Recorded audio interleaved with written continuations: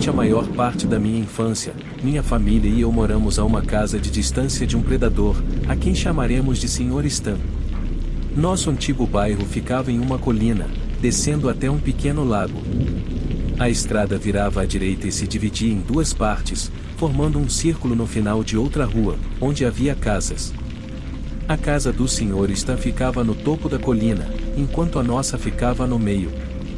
Ele morava naquele bairro há muito tempo antes de chegarmos, então não me lembro muito sobre ele, mas recordo-me de que, toda vez que ele nos via, seu rosto se contorcia como se estivesse cheirando algo terrível. Sua casa tinha uma porta azul desbotada e o jardim estava cheio de arbustos crescidos. Havia uma casa entre a dele e a nossa, o que eu considerava uma sorte. Eu preferia nem pensar em como seria se morássemos ao lado dele. Quando éramos pequenos, meus pais eram muito rígidos quanto a não nos aproximarmos muito da casa do Sr. Stan. Eles nos alertaram de que ele não estava bem da cabeça e de que, se ele nos pedisse para entrar em nossa casa, nunca deveríamos deixá-lo entrar.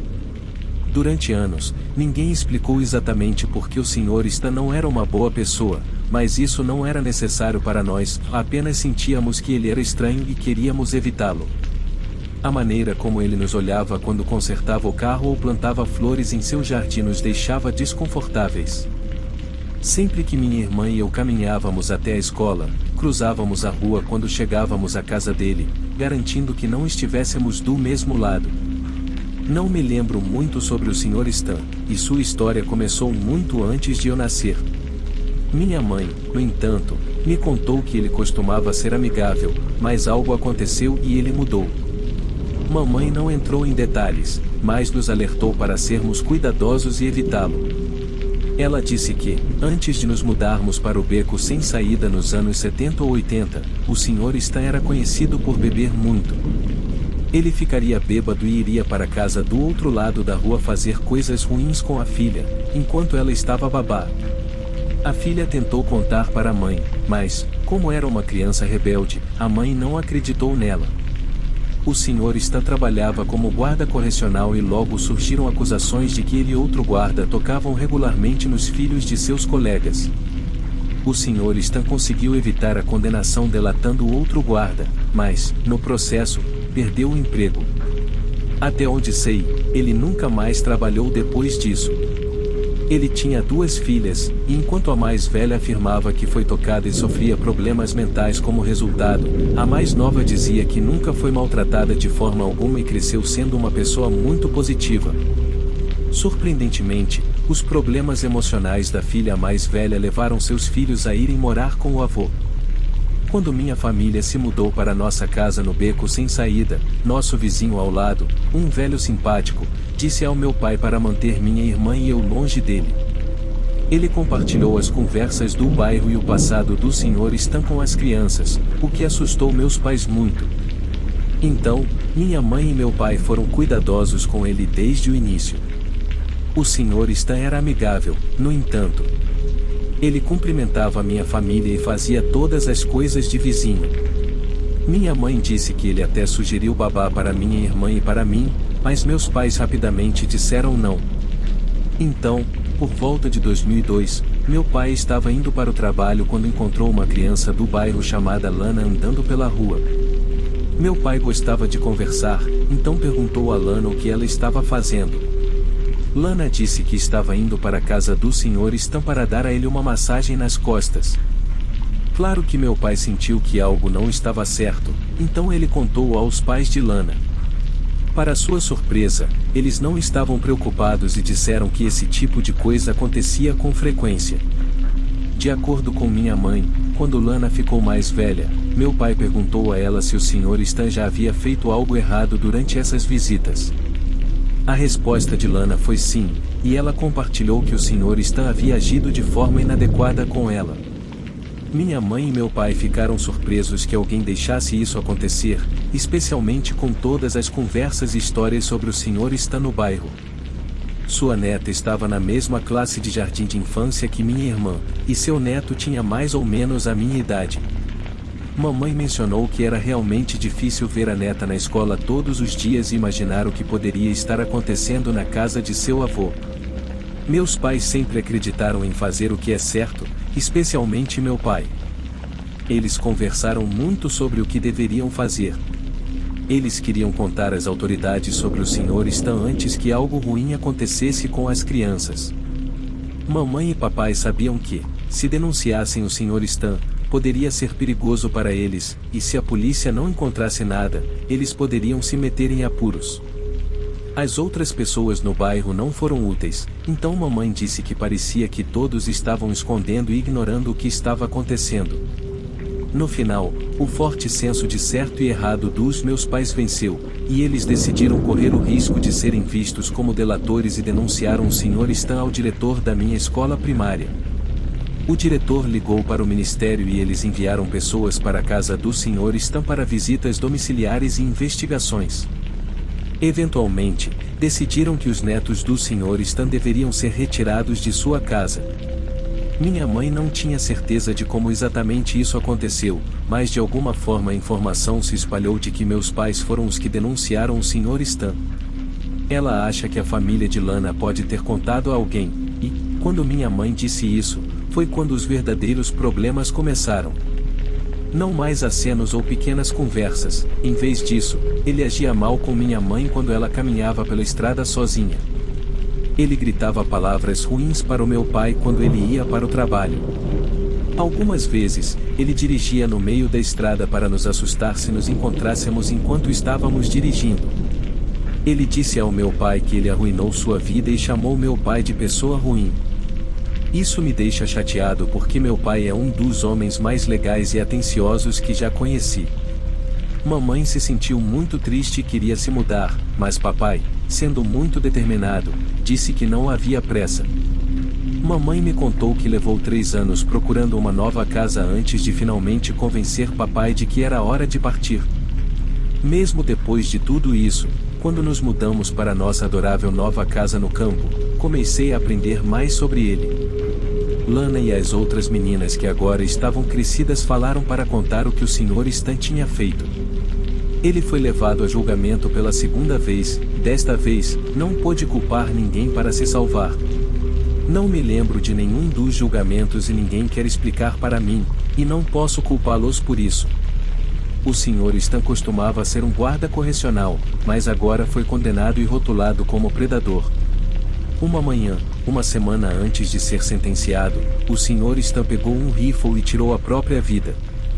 As pessoas que se mudaram para a casa de Lana depois que sua família partiu estavam levando seus filhos para a escola quando ouviram o tiro.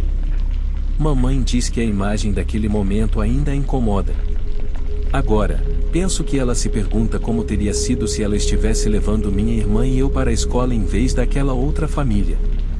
Ou talvez ela não tenha gostado de saber que o Sr. Stan tinha uma arma. Sei que pode parecer cruel, mas estou aliviado por ele ter ido embora. Ele não pode mais machucar outra criança.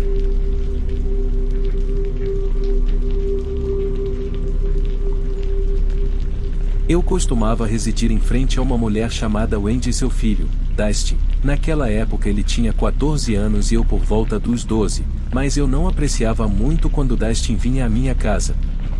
No entanto, com o passar do tempo, ele mudou e se tornou uma pessoa muito melhor. Dustin frequentava aulas de educação especial na escola, onde recebia apoio adicional. Além disso, ele vivia em um lar adotivo porque sua mãe, Wendy, enfrentava problemas com alcoolismo. Todos os dias, ela bebia com algumas pessoas, algumas das quais eu nem conhecia. Eles riam e gritavam alto até às 11h30 da noite, quando Wendy finalmente os fazia sair. O problema era que, até então, todos no bairro já estavam acordados por causa dela. Agora deixe-me contar o que aconteceu. Foi cerca de 3 ou 4 semanas depois que Dustin começou suas aulas especiais. Wendy estava bebendo muito mais e todas as noites eu ouvia batidas fortes na nossa porta de aço inoxidável na frente da nossa casa. Eu continuei contando aos meus pais sobre isso, mas eles simplesmente ignoravam. Eles me diziam para ignorar o barulho e ir para a cama, mas não era tão simples para mim. Eu tinha 2 quartos, um lá em cima, que era meu quarto principal, e outro lá embaixo, que que era como um quarto de hóspedes que eu usava de vez em quando o clima estava quente. Eu preferia o quarto de baixo, mas, numa noite, enquanto dormia lá embaixo, ouvi um barulho muito alto. Eu sabia que meus pais provavelmente diriam que era apenas minha imaginação, então tentei reunir coragem e lentamente fiz meu caminho até a cozinha, abri uma gaveta e peguei um cutelo de carne. Isso me fez sentir um pouco mais seguro. Então ouvi batidas no vidro da minha porta dos fundos. Virei para olhar e era Wendy me encarando no escuro. Levantei o cutelo tentando fazê-la sair, mas ela não ficou assustada. Ela se afastou do alpendre dos fundos e eu a segui olhando pelas janelas da minha casa. Durante todo o tempo, ela tinha esse sorriso estranho no rosto e continuava me encarando nos olhos enquanto nos seguíamos. Eu meio que queria saber o que ela estava pensando, mas ao mesmo tempo estava com muito medo de tentar descobrir. O medo ficou tão forte que meu estômago se contorceu e eu simplesmente não conseguia ficar sozinho por mais tempo.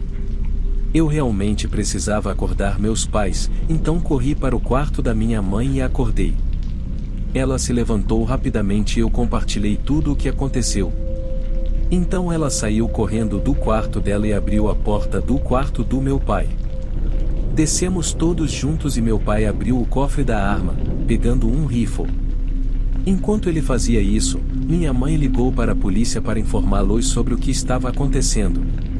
Então, do nada, ouvimos uma batida ainda mais alta na porta da frente, o que quase me fez pular da minha pele. Meu pai se moveu em direção à porta lentamente, segurando a arma, e a abriu. Eu fiquei atrás dele, observando tudo, segurando meu cutelo de carne, incerto se realmente conseguiria usá-lo se fosse necessário. Quando a porta se abriu, revelou Wendy com o mesmo sorriso estranho no rosto. Mesmo com meu pai ali, com a arma apontada para ela, ela continuava me encarando. Quando a porta estava totalmente aberta, antes mesmo de podermos falar, notamos que Wendy segurava uma faca enorme, daquelas bem grandes de cortar. Ela sorriu ainda mais largo, depois meio que tropeçou para fora do alpendre e voltou para seu apartamento. Meu pai olhou para minha mãe e para mim, com uma expressão confusa e perplexa. A cena toda era tão estranha que ficamos tentando entender o que acabará de acontecer. Depois de alguns minutos, a polícia chegou e eu expliquei tudo para eles. Eles foram até o apartamento de Wendy, bateram na porta e disseram que eram da polícia, mas ela não respondeu. Quando voltaram, nos disseram que não podiam entrar no apartamento dela a menos que ela os deixasse entrar ou tivessem um mandado. Ainda estou morando ao lado dessa senhora que tentou invadir nossa casa e talvez nos machucar. É difícil pensar no que poderia ter acontecido se tivéssemos esquecido de trancar a porta da frente. Quero dizer, eu sou o único lá embaixo, bem perto da porta da frente, enquanto meus pais estão lá em cima. Se ela tivesse conseguido entrar, o que ela iria fazer com aquela faca? É um pensamento assustador e me faz sentir grato por de alguma forma termos ficado seguros naquela noite.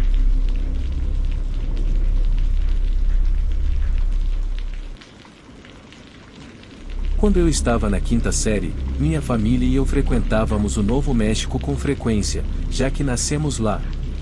Eu adorava passar tempo com meus primos Tony e Paul. Quando estávamos na casa deles em Pozos, jogávamos futebol no quintal ou assistíamos TV. Quando não fazíamos isso, brincávamos com nossos Legos, tentando ver quem construía a estrutura mais estranha. Um dia, inventamos um jogo chamado O Guerra de Pinhas. Então, o vizinho e parte de sua família saíram de sua casa, que ficava ao lado da casa de Tony e Paul. A irmã do vizinho estava conversando com minha mãe. Repentinamente, o garoto da casa do vizinho se aproximou e disse oi para Tony e Paul. Paul nos apresentou a ele e ao meu irmão. Vamos chamá-lo de Owen. Apertamos as mãos e imediatamente minha mão começou a formigar. Achei estranho. Acredito que Owen fosse 2 anos mais velho que eu. Jogamos o Guerra de Pinhas ou até minha avó chamar meu irmão e eu para o jantar. A propósito, o resto da minha família estava lá também.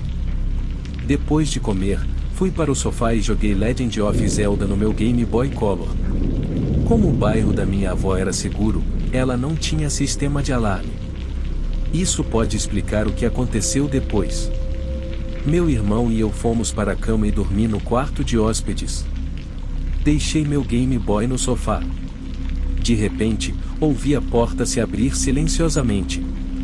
Pareceu que meu coração parou por um momento. Fiquei paralisada por um minuto até finalmente puxar o cobertor sobre minha cabeça. Ouvi uma respiração pesada ao lado da minha cama e coloquei as mãos em volta do meu nariz e boca para cobrir minha respiração. Depois, ouvi passos deixando meu quarto e não consegui dormir nada naquela noite. No dia seguinte, encontrei um bilhete no chão.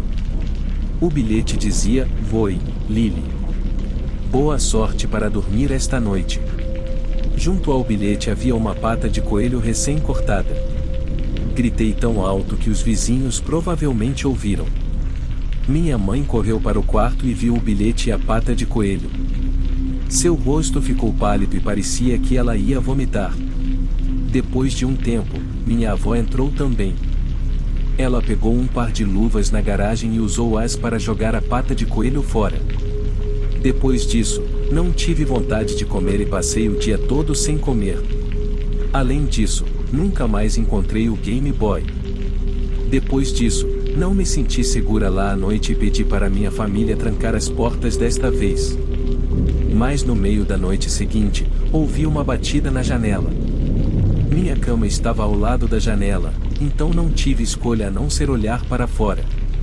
Quando olhei, vi Owen lá, me dando um sorriso grande e meio assustador. Isso me deixou desconfortável, como se algo não estivesse certo.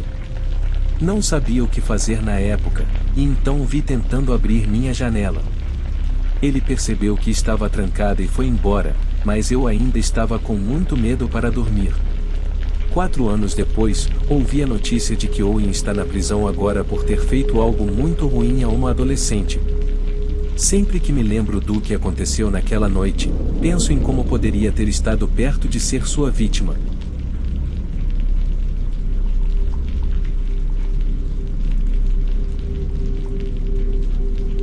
Essa história se passa nas Filipinas, na casa da minha querida amiga. Não nos víamos há muito tempo, e foi um dia especial porque ela estava celebrando seu aniversário. Então, meus amigos da faculdade e eu fomos visitá-la.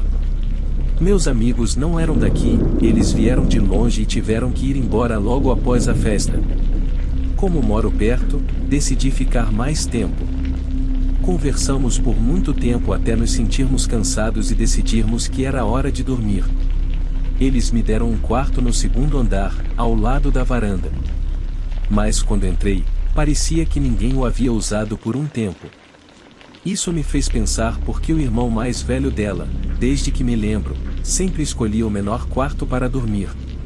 No entanto, não era um grande problema para mim, então não perguntei. Minha amiga me entregou 2 travesseiros e um cobertor quente, desejando-me boa noite.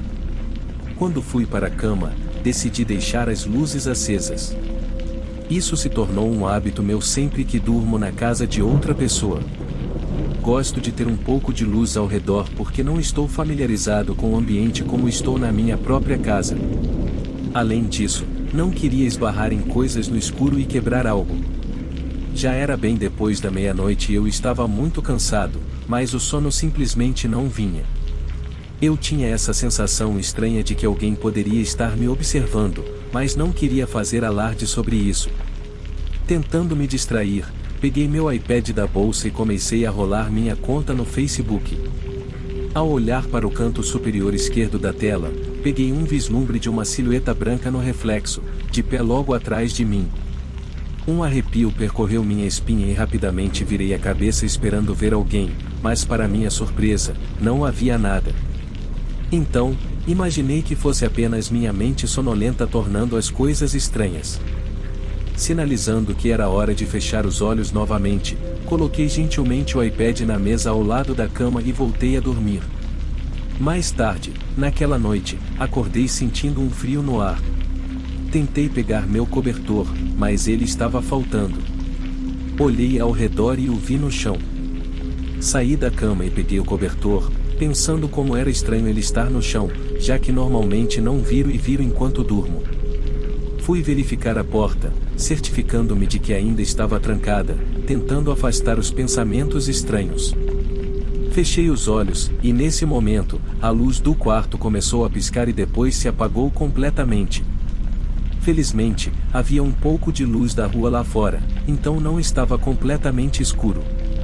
Queria me levantar e alcançar o interruptor de luz, mas, de repente, meu corpo todo ficou congelado, como se eu não pudesse mover um músculo. Então, do nada, vi uma figura de pé ao pé da minha cama. Era uma mulher vestida com um vestido branco e cabelos tão escuros quanto a noite. Seu rosto estava sombreado e não consegui distinguir nenhum lábio ou nariz, mas seus olhos estavam bem abertos, olhando diretamente para mim. Queria gritar, mas nada saiu da minha boca. Eu estava com medo e não conseguia fazer nada enquanto a mulher começava a flutuar em minha direção. Ela chegou ao lado direito da minha cama, se aproximando lentamente do meu peito, e depois inclinou a cabeça para a esquerda até que seu rosto estivesse bem na frente do meu. Eu podia ver seus olhos claramente, e eles tinham uma cor cinza estranha, diferente de qualquer olho que já vi antes. Tentei muito me mexer, mas foi difícil. Ela continuou me encarando. Custou muito esforço, mas finalmente consegui mexer o cotovelo e depois todo o meu corpo. Tentei afastá-la, mas ela desapareceu. Peguei meu cobertor e corri escada abaixo para a sala de estar. Como todos ainda estavam dormindo, deitei-me no sofá. Então algo assustador aconteceu. Ouvi um ruído de render e vi uma das janelas se abrindo e fechando sozinha. Sabia que não era o vento, pois não é assim que o vento normalmente se comporta. Levantei-me e decidi corajosamente falar. Disse-lhes de forma gentil que não estava lá para prejudicar ninguém, apenas estava passando a noite. Deitei-me nervosamente no sofá e, depois de cerca de 1 hora, consegui adormecer novamente. Na manhã seguinte, enquanto estávamos tomando café da manhã, compartilhei com minha amiga e sua família o que aconteceu na noite anterior. Eles não ficaram chocados porque também tiveram experiências estranhas naquela casa. Então, o irmão dela compartilhou comigo que quando costumava dormir naquele quarto, algo estranho acontecia, o cobertor era puxado, mesmo que ele estivesse acordado. Foi por isso que ele mudou para outro quarto há muito tempo. Uma noite, ele estava indo para baixo e, do nada, ouviu a voz de uma mulher sussurrando em seu ouvido, pedindo ajuda. Foi realmente assustador. Mais tarde, descobri com alguém próximo que o vizinho às vezes vê um velho usando roupas antiquadas sentado no sofá da sala de estar deles. É estranho porque ninguém que mora lá se parece com isso. Embora ainda vá à casa deles com frequência, tornei um hábito desde então conversar com o espírito quando chego. Quero que eles saibam que venho em paz.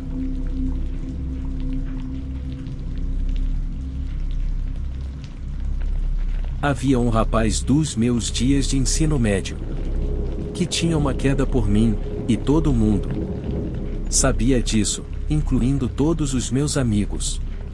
Tentei rejeitá-lo gentilmente a princípio, dando dicas sutis de que não estava interessada, mas ele não parecia entender a mensagem. Com o tempo, tive que ser mais direta, dizendo um firme não e deixando claro que não seríamos mais do que amigos. Apesar dos meus esforços, ele não entendeu a dica, e eu pensei estamos apenas no ensino médio, talvez ele eventualmente siga em frente e encontre outra pessoa. Mais tarde, quando estava prestes a terminar a faculdade, algo interessante aconteceu. A irmã dele foi para uma universidade pouco ao sul da minha, enquanto ele estava ao norte. Eles perguntaram se poderiam ir até minha casa e passar a noite, para que pudéssemos nos encontrar e ter um pequeno reencontro. Pensei que poderia ser estranho, mas tudo acabou bem. Eles foram embora, e fiquei bastante surpresa, porque tudo Correu melhor do que eu esperava. Passamos um tempo conversando e nos atualizando, e não foi tão desconfortável quanto eu imaginava. Na manhã seguinte, notei algo em comum. Meus colegas de quarto tinham essas letras magnéticas na geladeira, e geralmente eu não prestava muita atenção nelas. Mas dessa vez, depois que ele saiu, meu colega de quarto havia organizado as letras para formar uma mensagem.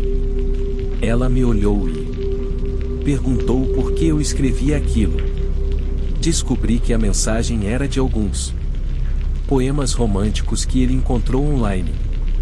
Não notamos isso de início, e eu pensei que talvez ele tivesse superado o fato de gostar de mim, mas lá estava ele. De alguma forma, ele pegou todas as letras magnéticas na nossa geladeira e fez um poema de amor só para mim, com meu nome nele. Fiquei realmente chocada, porque sabia de onde vinha a mensagem. Meus colegas de quarto acharam engraçado, mas não levaram a sério. Alguns dias depois, recebi um e-mail do cara. Ele mencionou o poema, como se ele tivesse acordado à noite e me visto lendo, dizendo que achou atraente ou algo do tipo. Fiquei um pouco desconfortável e me perguntei como ele conseguiu meu e-mail. Isso tornou toda a situação ainda mais estranha, e eu não sabia como responder. Estava tentando entender como ele me viu lendo o poema quando eu não o vi. Até depois que ele saiu. Então, me lembrei de que a irmã dele tinha tingido o cabelo da mesma cor que o meu, então, sem seus óculos. Ele deve ter pensado que ela era eu. Eu só vi o poema depois que ele saiu. Com o tempo, continuo tentando evitar esse cara, esperando que ele finalmente entenda. Comecei a procurar empregos em outros países depois de terminar a faculdade. Então, do nada, recebo um e-mail dele. No e-mail, ele sugere que devemos nos casar se eu estiver indo morar no exterior, para que ele possa justificar aos pais dele. Ele continua dizendo que espera que eu o sustente, porque ele não tem interesse em aprender o idioma do país para onde eu planejo ir. Ele acha que é um bom acordo para nós dois. Ele acredita que eu poderia me beneficiar das deduções fiscais que casais recebem, mesmo sabendo que eu não tenho interesse nele. Ele vê isso como a escolha mais sensata para mim. Ele quer me impedir de ficar triste sozinha no futuro, pagando impostos integrais por toda a minha vida. Ele era um cara esperto, e quando penso nisso agora, ele estava jogando um jogo psicológico comigo. Respondi ao e-mail dele, me sentindo muito irritada e mais perturbada do que nunca. Foi a situação mais estranha e desconfortável em que já estive. Mas, desta vez, ele pareceu entender a mensagem, pediu desculpas e tentou cortar todos os laços o máximo que pôde. Ele usou isso como uma forma de se afastar, e acho que acabei caindo nessa. Eventualmente, ele arranja uma namorada. Pensei que fosse um sinal positivo, como se talvez ele finalmente estivesse seguindo em frente. Então, a namorada dele me adiciona no Facebook e começa a falar comigo.